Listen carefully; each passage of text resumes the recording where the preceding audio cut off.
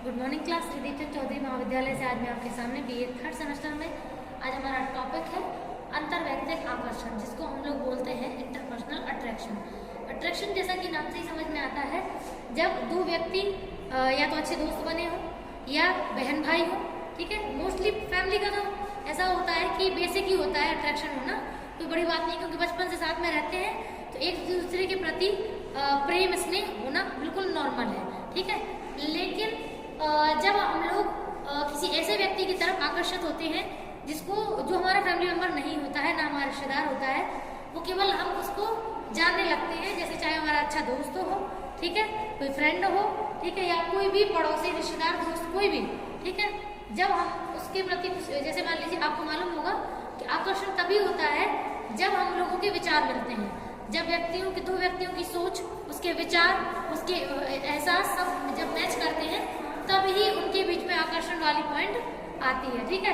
अगर मान लीजिए दो लोगों की, जैसे मान लीजिए कहते हैं कि बुरे लोग जो है उन लोगों को बुरे लोग ही पसंद आते हैं, क्यों? क्योंकि जैसे थिंकिंग उनकी होती है वैसे थिंकिंग के ही लोग पसंद आते हैं, और जो लोग बहुत ही अच्छे होते हैं उनको अच्छे लोग ही पसंद आते हैं। वो इसीलिए क्योंकि थिंकिंग से थिंकिंग मैच होना बहुत ही जरूरी है। अगर हमारे विचार आपस में मैच नहीं होते हैं तो हम सामने वाले के प्रति आकर्षित कभी नहीं होते हैं, ठीक है। तो अब इसमें कुछ डेफिनेशन है। फर्स्ट है बैरन की, ये 2010 की डेफिनेशन है। इनका कहना है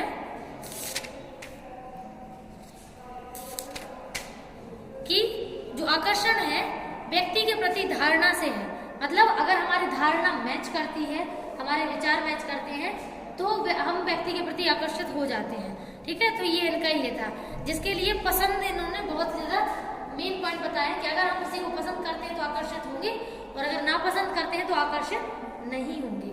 नेक्स्ट डेफिनेशन है मायर्स की, 1988 की डेफिनेशन है।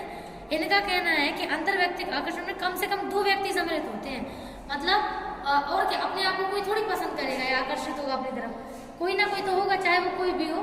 तो कम से कम दो और ज्यादा पूरा समूह भी हो सकता है। जैसे मान के चलिए अगर हमें कोई एक बहुत जो ग्रुप है तो ग्रुप के सारे मेंबर पसंद है, तो हम, इसका मतलब है कि हम पूरे समूह के प्रति आकर्षित है, ठीक है। कभी कभी दो व्यक्ति काफी है बस, ठीक है, एक आकर्षित होने वाला, दूसरा आकर्षित करने वाला, ठीक है। अब है शेवर की 1977 के अकॉर्डिंग। इनका कहना है कि किसी अन्य व्यक्ति या समूह के प्रति अनुकूलता की अभिवृत्ति। अनुकूलता मतलब होता है कि जैसे हम हैं वैसे ही हमें वो लग रहा है, यानी कि हम दोनों बिल्कुल सेम टू सेम लग रहा है, अनुकूल लग रहा है एक दूसरे के, ठीक है, प्रतिकूल नहीं है, विरोधी में नहीं है। तो जब अनुकूल होते हैं एक दूसरे के तो आकर्षण वाला पॉइंट देखने को मिलता है। अब है निर्धारक की बात करते हैं कि जो अंतर्वैयक्तिक आकर्षण है वो होता क्यों है। तो फर्स्ट है समीपता। तो समीपता का मतलब होता है कि डिस्टेंस कितना है। जैसे मान के चलो फैमिली मेंबर है तो एक दूसरे के साथ हमेशा ही रहते हैं, मोस्टली हमेशा साथ रहते हैं, तो धीमे धीमे दोनों के बीच में प्रेम स्नेह जो है उनका संबंध बहुत ही अच्छे से बनता है, ठीक, आकर्षण होता है। और मान लीजिए थोड़ा दूर का रिश्ता है या जिसको हम बहुत ही जानते ही नहीं है तो उसके प्रति आकर्षण थोड़ी होगा, क्योंकि हम जानते ही नहीं है, केवल नाम सुना हुआ है। तो जितना ज्यादा क्लोज होता है रिलेशनशिप उतना ही ज्यादा उनके बीच में आकर्षण देखने को मिलता है, ठीक है, चाहे वो रिश्ता कोई भी हो।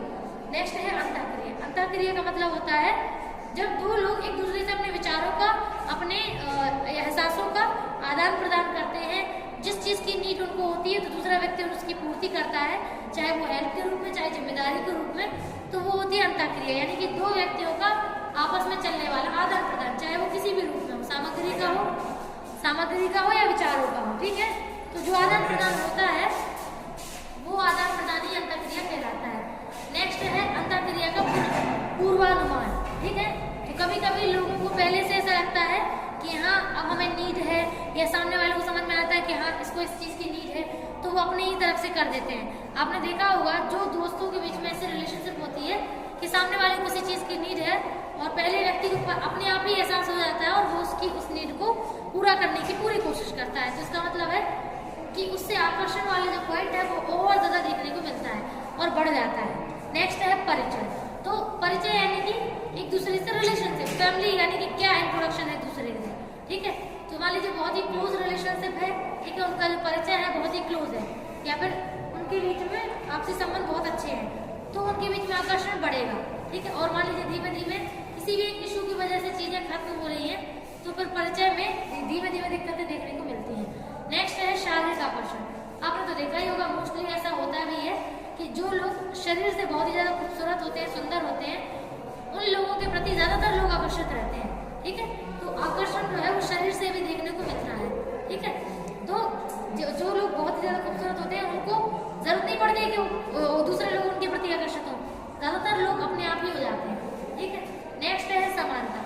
आप जानते हैं कि दो लोगों के बीच में चाहे विचारों की हो, चाहे क्लास की हो, या उनके संबंधों की समानता होती है, एक दूसरे से एक जैसे होते हैं, ना कोई हाई होता है ना लो होता है, तो उस हिसाब से भी बहुत ही जल्दी संबंध स्थापित हो जाते हैं। नेक्स्ट है संपूरकता, यानी कि एक दूसरे की कमियों को, एक दूसरे की अच्छाइयों को एक्सेप्ट करते हुए, एक दूसरे की नीड्स को पूरा करते हुए एक दूसरे के साथ संबंध को बरकरार रखना। ठीक है, और वो भी हेल्दी रूप में।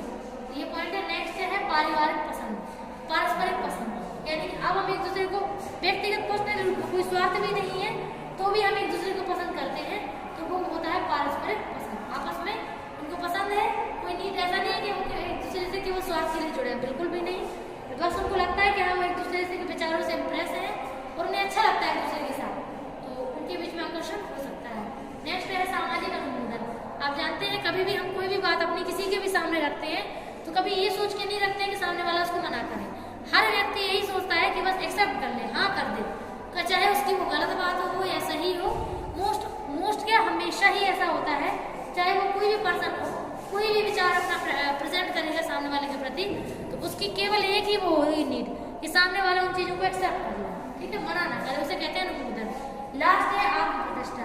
आप जानते हैं अगर आपने जीवन में ऐसा मुकाम हासिल कर लिया है कि जिससे आपकी लाइफ में मतलब आपने कुछ ऐसा मतलब लाइफ में एक अच्छी जगह स्टेबल है, तो फिर बहुत सारे लोग फिर आपकी प्रतिष्ठा को देखकर भी आपके प्रति आकर्षित हो जाते हैं, भले ही आप हो या ना हो, लेकिन वो तो हो ही जाते हैं। ठीक है।